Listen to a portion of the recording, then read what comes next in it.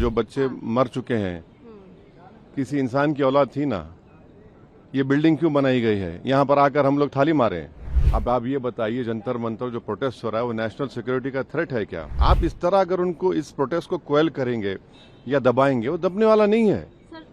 आप completely mismanage कर रहे हैं इसको, इसकी जिम्मेदारी सरकार पर है।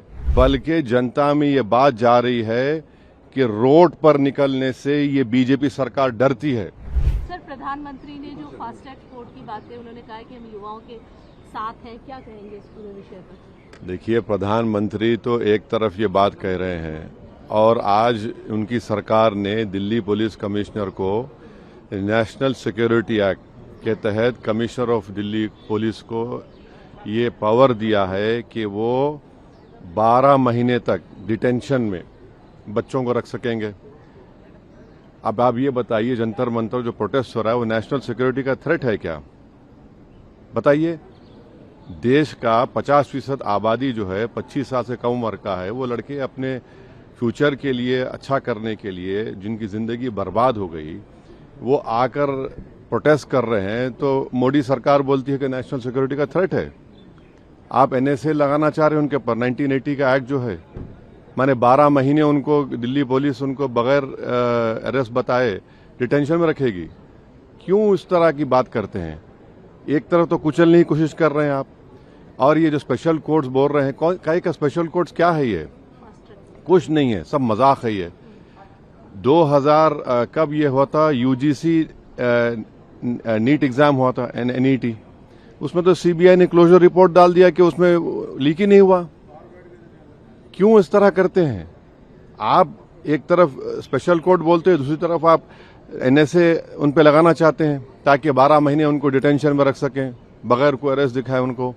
कि वो थ्रेट है क्या नेशनल सिक्योरिटी के? ये जो प्रोटेस्ट हो रहा है, कि वो थ्रेट है नेशनल सिक्योरिटी के लिए? बताए सरकार ये।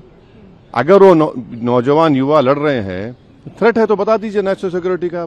तो गलत है बहुत। आप इस तरह अगर उनको इस प्रोटेस्ट को क्वेल करेंगे या दबाएंगे, वो दबने वाला नहीं है। आप कंप्लीटली मिसमैनेज कर रहे हैं इसको, इसकी जिम्मेदारी सरकार पर है। सरकार ये कह रही है कि ऑपोजिशन जो है इसको राजनीतिकरण दे रही है, राजनीतिक रोड। एक बात बताइए, जो बच्चे मर चुके हैं, किसी इंसान की औलाद थी ना, ये बिल्डिंग क्यों बनाई गई है? यहाँ पर आकर हम लोग थाली मारे, उनकी तकलीफ को बयान ना करें और हम सिर्फ रबर स्टैम्प की तरह बैठे रहें। अगर उन बच्चों को जो मर चुके हैं, आप अंदाजा भी नहीं कर सकते जिनका नुकसान हुआ है। चलिए आप एमपीज को बोलिए एग्जाम लिखो, एक एग्जाम लिखो फिर दूसरा एग्जाम लिखो।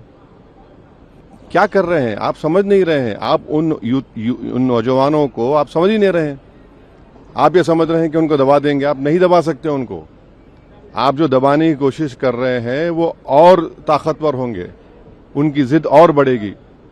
आप तो बातचीत ही नहीं करना चाहते। आप तो बोल रहे हैं कि माई वे और द हाईवे, तो गलत है ये।